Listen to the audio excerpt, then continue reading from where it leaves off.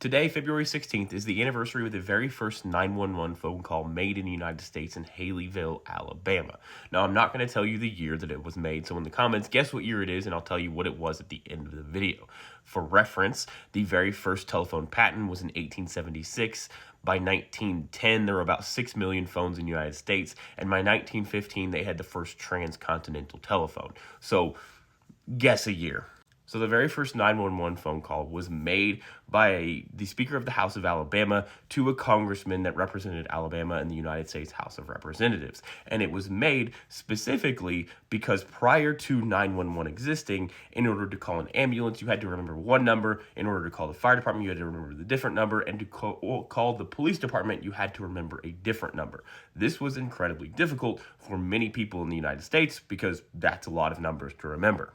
It was widely recognized that the number that they were going to use for the universal emergency system had to be short, easy to remember, and easy to dial. Thus, they chose 911.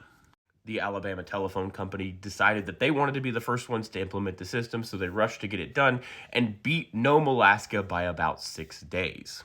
Now, to give you a little hint as to the year this was adopted, it took until 1987 for 50% of the United States to be covered by 911, and it's still, as of right now, about 96% covered in 2025.